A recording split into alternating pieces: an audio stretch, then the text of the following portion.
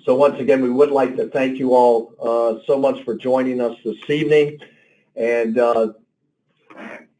we do want to thank everyone for all of the time and consideration that they have given to Worth Unlimited, the hours that have been invested, and the passion that I find so many people tend to approach Worth Unlimited with. And so with that having been said, what we would like to do is we would like to extend everyone to do a video, if you would, for Worth Unlimited. And in this video, this would be about the business, about your experience with Worth Unlimited, about how you have viewed the opportunity as an agent. And we will send out an email at the end of our presentation this evening. If you would like to sign up to do a small video, we ask that they be no more than 1 to 2 minutes maximum of your experience, your excitement, your passion for Worth Unlimited, the mission, what the company has done for you. We would be most appreciative. And at the end, we're going to put up customer support. And if you contact them, they'll be able to send you out a little questionnaire piece. And we're really looking forward to seeing what the field has to say in regards to Worth Unlimited and the agent opportunity.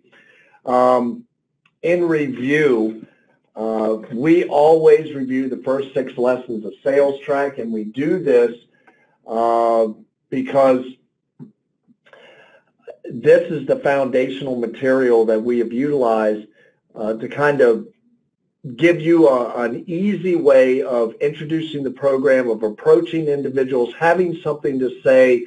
It's not that it needs to be canned, but if you have a process that you're following that's a duplicatable process, that's where you begin to find rhythm. Most successful people find something that works for them, and they may change up a couple words here and there and things of that nature, but the intent, the drive, the taking action, all of those pieces are usually pretty well, for lack of a better term, rehearsed in the context that we tend to find a groove with certain people that we're talking to, and especially with the product we've represented for a while, we know that there's certain language that resonates with certain people.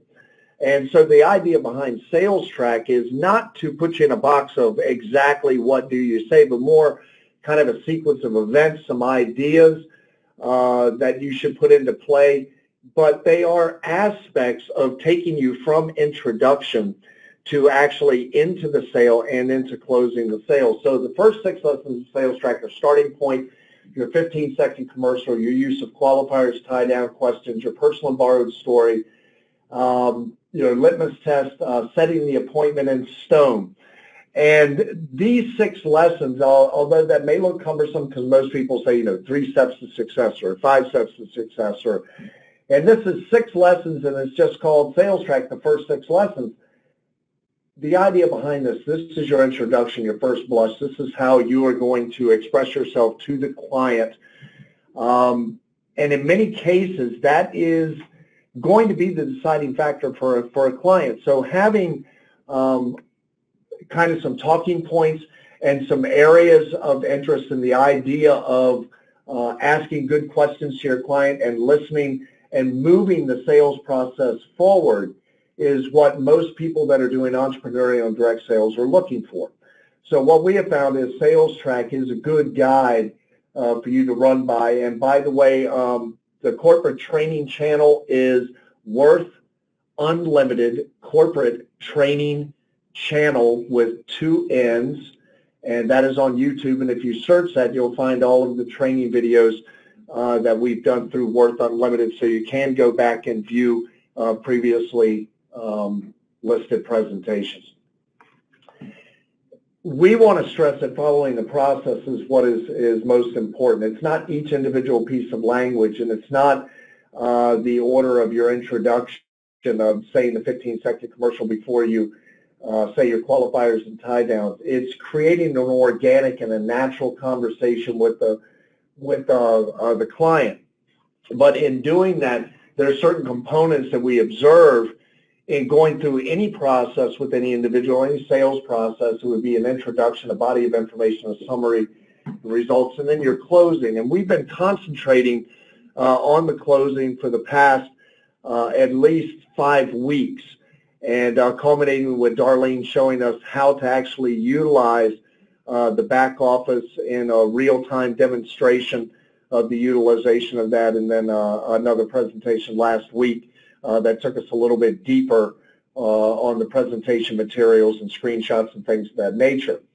But we're still talking about closing the deal, and the idea is if you forget these fundamentals, if you don't go back and dot the I's and cross the T's and do the things that brought you success initially, you'll find that your business will ebb and flow instead of just building or being a steady business.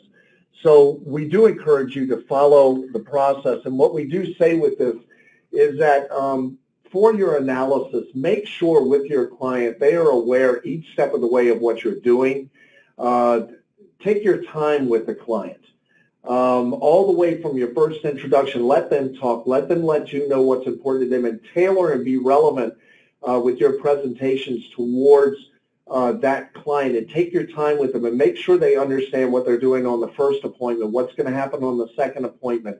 Give them the rules of engagement. Tell them that giving you good information, source documents is always better than guessing. Take this on as a business just like you would if you were doing a mortgage refinance or anything along those lines. Be professional, be on time, and take their information in a manner that you let them know, I have a process, and this is what my process is, and let them know what it is, what to expect, what to anticipate. Review each section of your information with the client to make sure they understand, and always clarify with your client.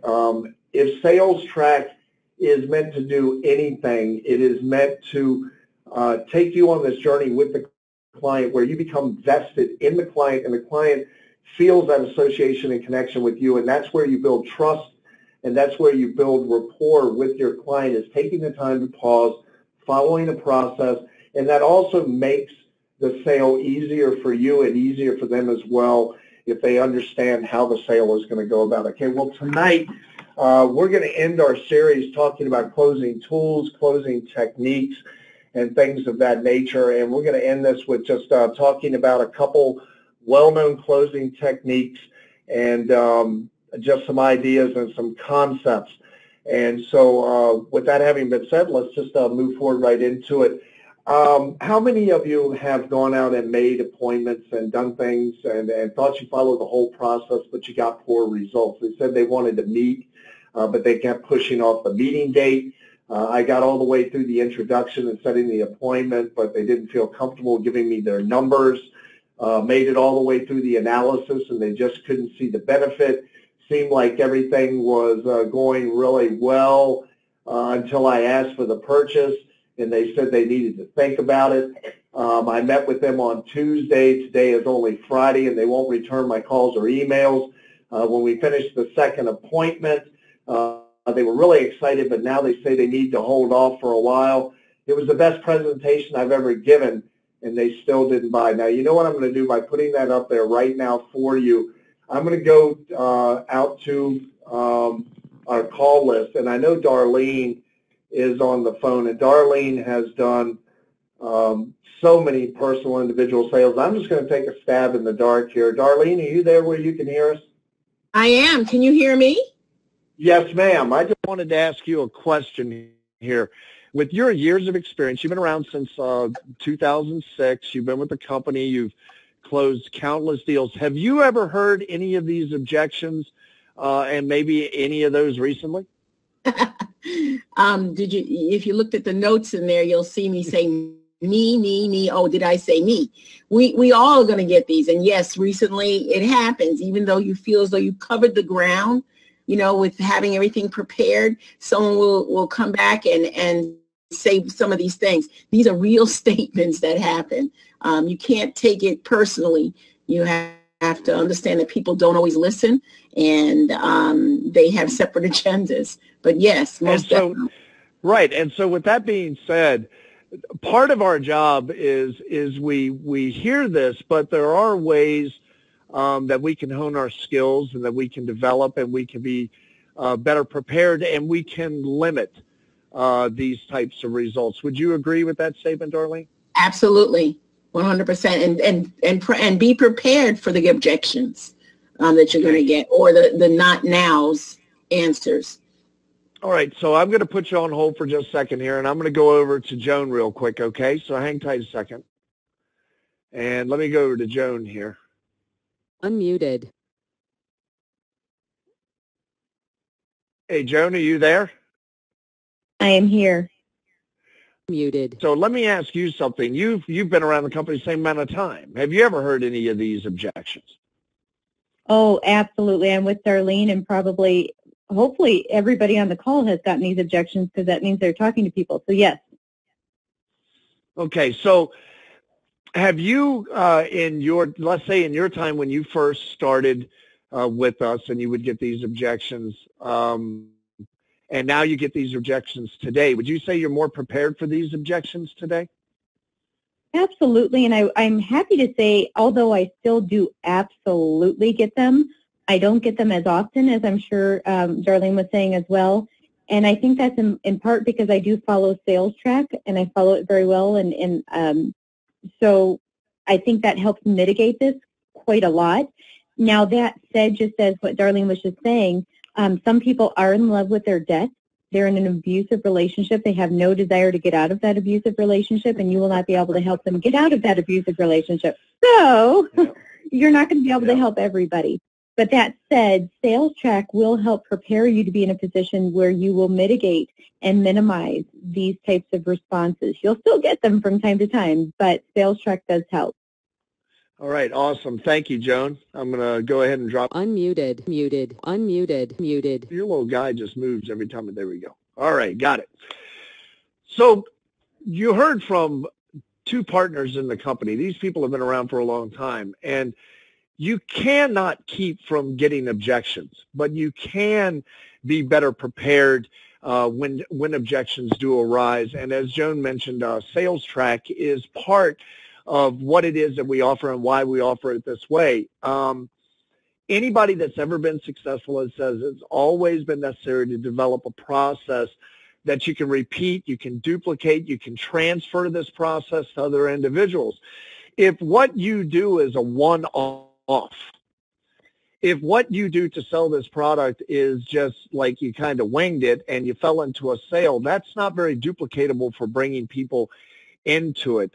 In fact, when we look at entertainment legends, and we're talking about George Burns, Johnny Carson, Howard Cosell, most of them acclaimed a lot of their success towards having a process that they duplicated every night, or a process in their interviews, or a process for their performances. This goes with sports figures. This goes with CEOs of companies. People get into regiments, and the more duplicatable and regimented the process is, then the more transferable the process is to other individuals. Now, some of the steps when people look at Sales Track may say, am I really going to say that to the client? Am I really going to say? The reality is you should. It's just like if you're learning how to play baseball and somebody shows you how to swing the bat wrong at the very beginning. Well, when you get older, you're never going to be truly competitive unless you have that really good swing or that really good throw, or the combination. And if at a later stage you have to unlearn that process, it's a lot more difficult than just learning the process right from the beginning. Our product is not the easiest to explain, and I can say that almost with a chuckle, because what we have done with the Agent Portal, the videos, the information available to you, the training available to you, you don't have to give long, lengthy explanations of this product. People's attention spans are shorter. People want to know more. What can something do for me? So I really encourage everyone, as we're wrapping up closing techniques, as we're kind of wrapping up the end of Sales Track for the last 4 or 5 months that we've been doing this, I really want you to focus on the idea and the concept that, yeah, you're going to have some defeats, but if you just keep refining that process and duplicating that process over and over again, and give it a shot, a true chance with Sales Track. From the introduction, use those first 6 lessons and move through your sales track with your client. Choices either place us in an agreeable or a hard-nosed or an empathetic or a pushy or reserved. Choose the latter of any of these options. Always come at your client very kind. You have the ability to make the choice yourself. If you're going to be a servant or a driver to the client, that's not saying that you don't help the client make a decision and move through the process, but you want to give the client choices, and you want to present yourself in a way that is understanding to the client, not being judgmental. We are dealing with people's finance. A lot of people that will look at this program are people that want to get out of debt but maybe don't see the answer or can't see the light at the end of the tunnel. We wanted to talk tonight about, okay, so if the individual is feeling a little bit put off or they're putting up this confrontational guard, what are some of the methodologies that have been used to kind of soften the blow with the client, or to maybe backpedal a little bit with the client and put ourselves in a position to review where we've been? And one of the best techniques I've ever seen is feel, felt, found. And I've known this for years. Most of you on the call have probably known feel, felt, found. And this can be an incredibly disarming conflict resolution tactic that you can utilize with your clients if they're not understanding, or you've come to an impasse, or the sale seems to have stalled. To pick up on something they've said and move that forward in a fashion of, I'm just giving you words here. Let's say they're skeptical. I am skeptical. I'm always told that if it sounds too good to be true, then it probably is. And I'm just going off of this one idea. There's many other ways you could go, but I want to give you the concept of the feel, felt, found. And so it would be, in this situation, I can understand how you might feel that way, that, this does sound too good to be true. I feel that. I, too, am a dyed-in-the-wool skeptic. I truly am, so I can say that. Or, I was first skeptical when I looked at this program, or many of our clients have seen this program and been skeptical when the first time they looked at it. But that's the way I felt. That's the way other people have felt. So we've come to the felt part. But through further investigation, information, research, I've found that the Worth account really isn't too good to be true. It's just math, or we could say technology catching up with personal finance. That's what I found out about the program, is that no, it's not too good to be true. It's just another technological piece that's been introduced and operates off of math. All I have to do is update it, keep it informed, and follow it, and it'll work for me. How many things from our past have we viewed skeptically or as being too good to be true that are now proven and very beneficial? I'm just giving you this as an idea, but you can see the feel, the felt, and the found aspects of what this is and what we're trying to achieve with the client. I can understand how you might feel that way. I, too, am dyed-in-the-wool skeptic, and I was skeptical of this program when it was first introduced to me. That's how I felt. But through further investigation, information, research, I found that the Worth account really isn't too good to be true. It's just math, or could we say technology catching up with personal finance. How many things from our past have we viewed skeptically or as being too good to be true that are now proven and very beneficial? Another idea with 3,500, one of the things that we hear from the clients sometimes is, wow, $3,500, now that's a lot of money. And we do have a sliding scale now. But I wanted to hit this one head on because this is a great opportunity. Instead of, stumbling or trying to figure out how you all of a sudden pull a bunch of value together for the program should have already shown its value by the dollar amount that the individual is saving. But you can use this feel, felt, found concept with this as well. I can thoroughly sympathize with you feeling that way. I said the same thing when I first heard the pricing. But as I looked into the investment opportunity for me and my family deeper, I realized that the benefits far outweighed my initial investment. I also realized that the true cost to me was incurred if I did not purchase the program. This is what I found. In the feel, felt, found, you can use this in so many different areas. And in closing, you can use it in personal relations. You can use it in your introduction when you're trying to get your appointment. So feel, felt, found is one of the best closing tools that I have ever utilized. And I want you to try to incorporate this not just with closing, but I would like you to try to incorporate this maybe with a conversation that you have with someone this week. Just show that empathy, like anything they have to say, try to find a feel, felt, found thing. You know, hey, my car just broke down, or you know what, I've got to get new insurance, or I couldn't believe what the grocery bill was, or, you know, my daughter is doing ABC, my son wants to do ABC, I'm not getting. Try this feel, felt, found approach, and I think you'll find it's a great way to build trust with your client. This is also sometimes called an empathy close with your client, and relating to your prospect and affirming their concerns or objections is very reassuring. Never be in conflict with your prospect. You can state your case and redirect without being offensive. We want to make sure that we are always putting the client's needs in front of our own. Empathy is a strong relationship building tool. A strong relationship builds trust. Trust is essential to closing the sale. Now, just on the feel, felt, found, the building of trust, the rapport, this is what we've really been trying to get across with Sales Track. So with that having been said, I'm going to go back to Joan here real quick. And I know Joan is familiar with the feel, felt, found, and I really haven't given her a fair chance here because I haven't given her a chance to come up with something. But I'm just wondering, Joan, do you know of a feel, felt, found that you can think of that you've utilized with somebody? You now have your toddler, and I'm sure you've done a couple feel, felt, founds with him as well.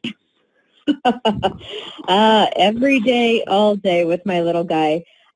Probably the resistance that I get the most is that it sounds too good to be true. When I first start talking about Worth Unlimited to people, one of the very first things I do before I really get to know them to help create some engagement is I tell them my story, how I'm paying a 29-year mortgage off in only 9.1 years, and I'm saving $327,000 in interest.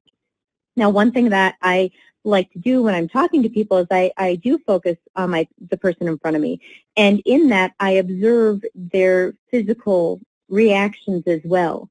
And one of the best things that you can do for resistance, and I know I'm going a little off track, sorry about that, Mac, but watch them. And if you see a change in their physical stance, if maybe they cross their arms, they take a step back, they point their feet away, they purse their lips, they start kind of just kind of shying away from you, whatever you just said has created an objection. You want to make sure you handle that before you move on because they aren't listening to you anymore. They're really focused on what's going on in their head. So make sure you mitigate that.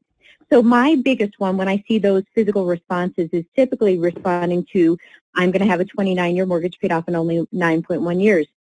And so I do go straight to feel, felt, found. And I usually follow it up with, I bet you're thinking that sounds way too good to be true. Oh, my goodness gracious. I thought the same way. In fact, when my financial planner introduced it to us, my husband and I looked at each other and we said, gosh, we don't want to spend the money if it's not true, but we can't afford not to do it if it is true.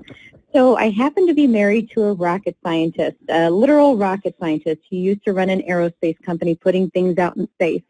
So my nerd boy husband got his little nerdy calculator, which, by the way, I really don't even know how to turn on. He locked himself in the office with some spreadsheets, his nerd calculator, and spent the entire weekend in there just kind of crunching some numbers.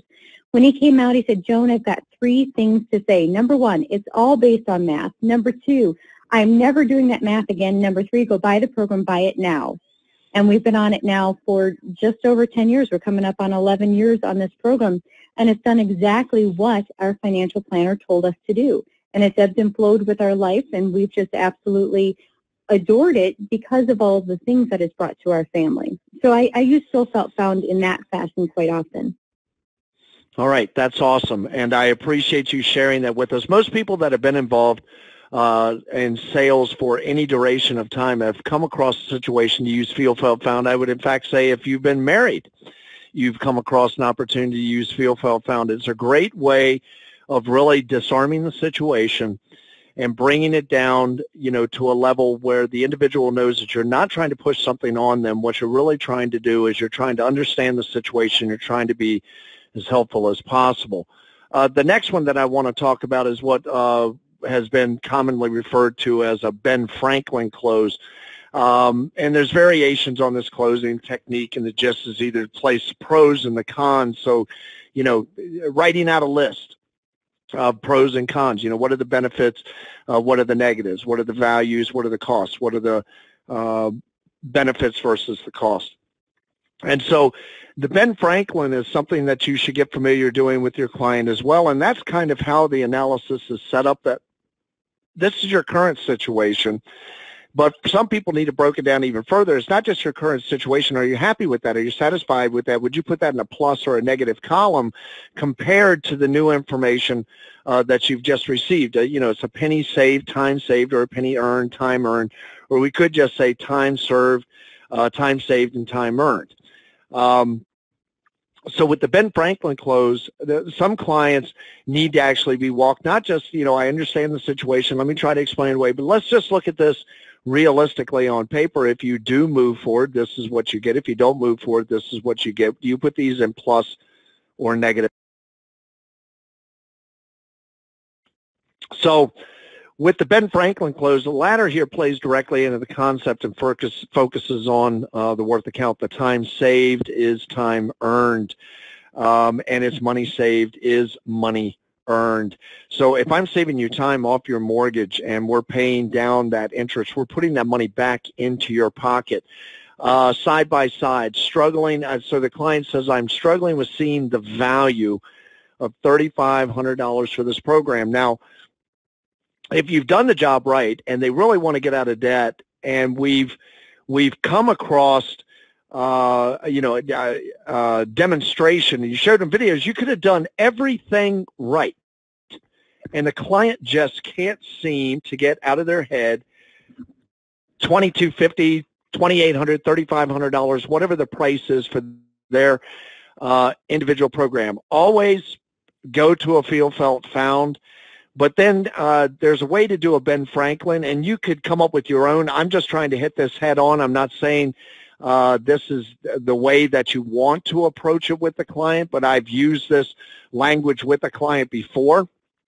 So I just want you to get the concept of how you would lattice this together, not with just a simple Feel, Felt, Found, but how you would pull all the information. So if we look at the time aspect, we can see that currently you're scheduled to make payments to your debts for 28 years. Would you place that in the penny time spent or penny saved, earned column, or the pro or con column? Where would you place that for yourself if you're talking to the client?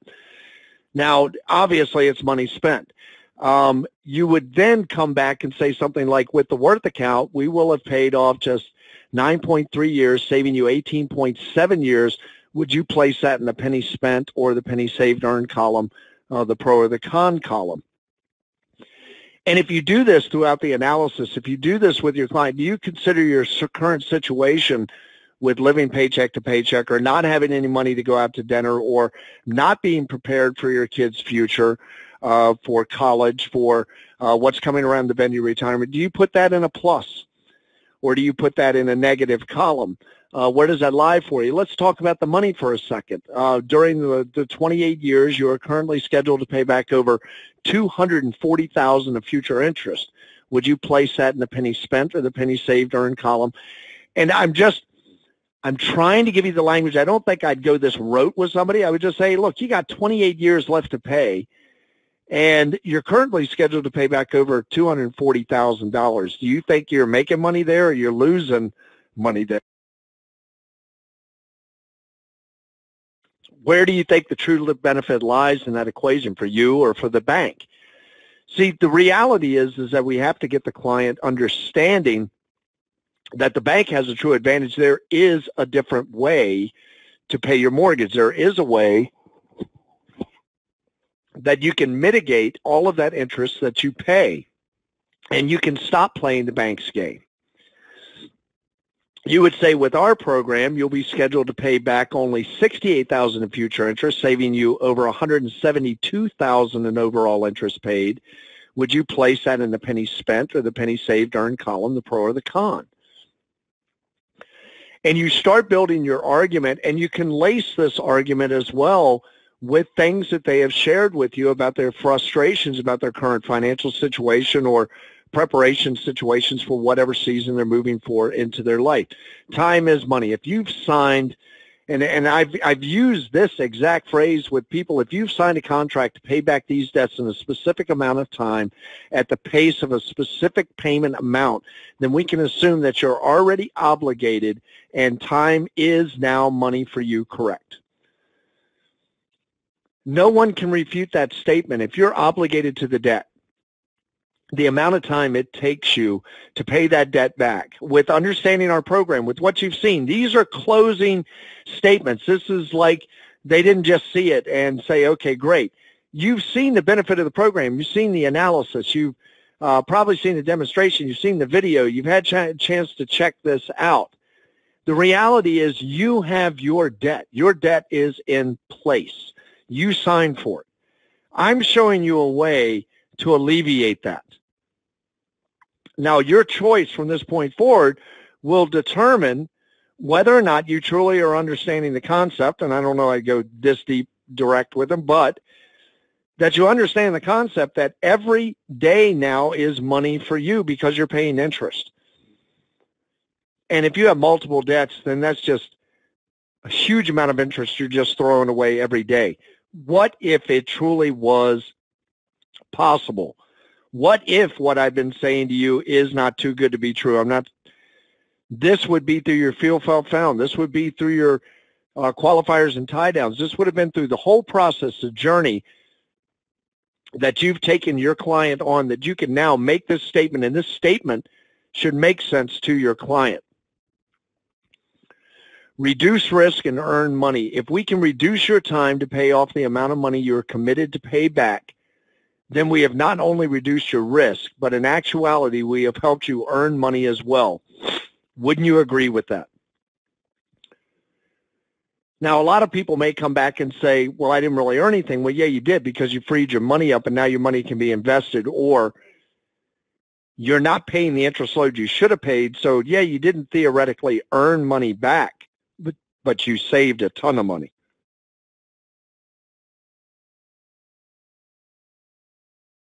So with the Ben Franklin, the last piece comes in when you tie it all together.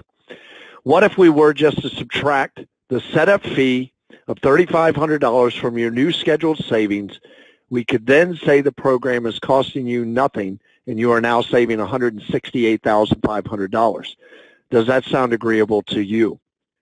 Again, I'm not trying to tell you these are the exact words to use. What I'm trying to get across to you is the concept of doing the Ben Franklin and then pulling the information, the pros and the cons that you've had together, and utilizing that information to put the client into a position. I'm going to go to Darlene Preston real quick. And Darlene, I know just from experience, always uses what's better for you and what's better for your family, uses a pros and cons type approach. I know Darlene's also used the feel, felt, and found. And Darlene, are you there where we can hear you? Yep, I am. All right. So on the Ben Franklin, just to tell us your thoughts, maybe a situation where you've used that pro and con, or just how that ties together the sale for you, the journey you've taken them on with Sales Track coming down to this particular kind of idea or concept. Okay, first of all, you're right. I do use the feel, felt, found, because you can put yourself in that person's position because you may have been there. And the way to feel, be in that position is actually have the program yourself. So that's why feel, felt, found does work very well. I keep it really simple, Mac. The fact is that if they're not spending the money, that's considered savings. So from the very beginning, I know they're going to save something because you know the numbers for the most part, they're going to save something. You might know not know the exact dollars, but you do know there's going to be some sort of saving. So in the beginning, I set up the questions, in my presentation. How do you feel when you know that a dollar that you're paying off debt, every dollar that you pay off, it's actually costing you $3? Wouldn't that be great not to have to spend $3 for every dollar to pay off debt? So I do all the way along the conversation and give them the pros and cons. Wow, what would you do with that extra money if you didn't have to pay this anymore? Look at this interest that you're giving away. Isn't it better to be in your pocket than in the bank's pocket? So if you know the presentation, the way the format is, you'll know what to say, and they will keep answering you these positive answers. Yeah, I can't stand that. Oh my goodness, look at how much I'm spending on that.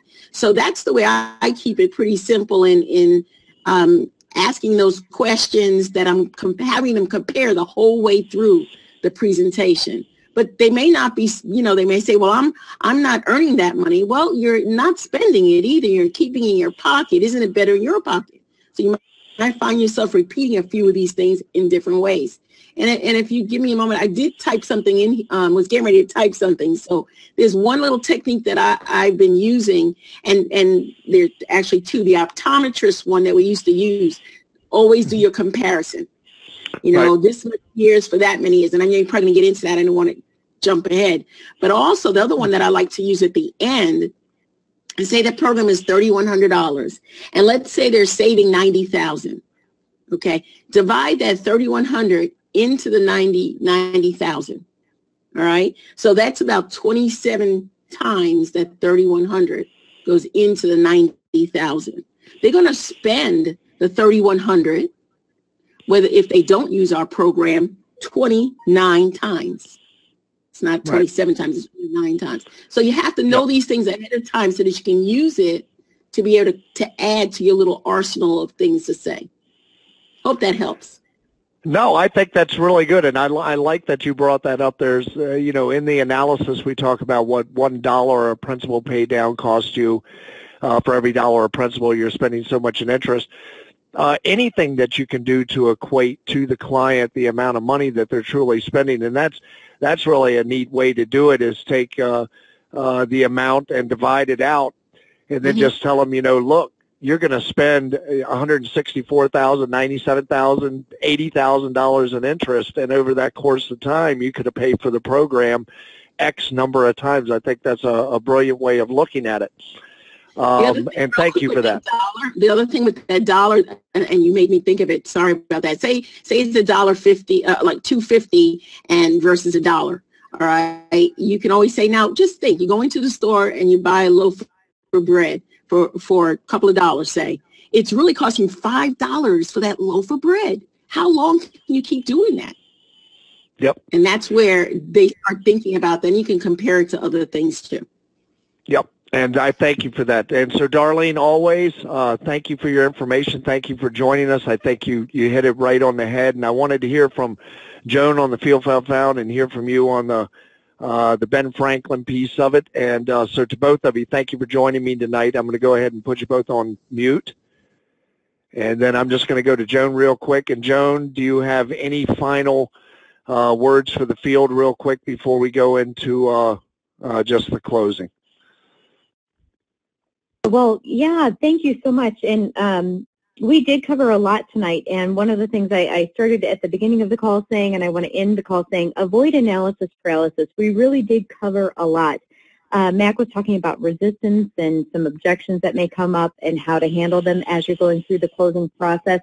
Remember, these objections and resistance are actually really good things. They're showing you what's of interest to them and how you need to close them. They're allowing you to gain small commitments along the way as well. So objections and resistance are actually a really, really good thing. So don't be scared of them. Embrace them. It's okay. They're your friends. They're really going to help you. So that's probably the biggest thing that I would say. I would also say that I'm sorry, my goodness gracious, I've got a little tickle in my head. That's right.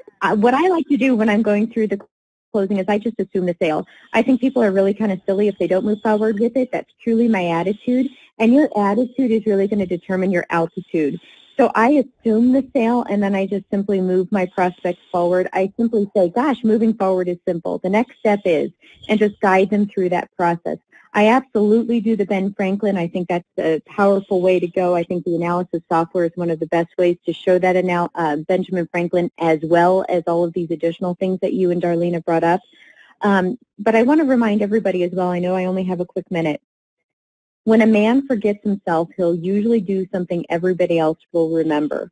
All of these things that we're talking about, and the best way to avoid analysis paralysis is to forget yourself and to really focus on the person in front of you. This is not about you. This is about all of the people out there that have that mortgage debt, the credit cards, the auto loans, the student loans, the lines of credit, the medical bills, the IRS debt. All of that debt, we have a solution, and we need everybody to get out there and take action so that they can help people with the number one issue on their mind. So forget about yourself and really focus 100% on the person in front of you.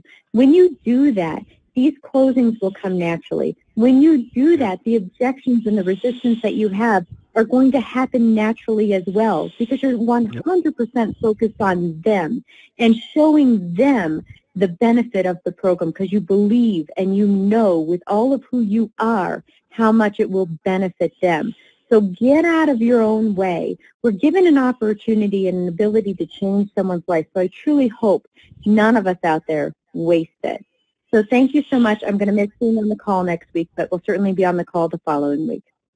That's awesome, Joan. Thank you, as always, for joining us for the call, and thank you for the information, as always. You do such a wonderful job, Darlene. Thank you as well for joining us on the call. Joan said what my last slide was going to be, and that's close the sale, assume the sale. But I do want you to understand something. You could have done everything right, and there could be a holdup, but don't be frustrated by that. I love what Joan said at the very end there.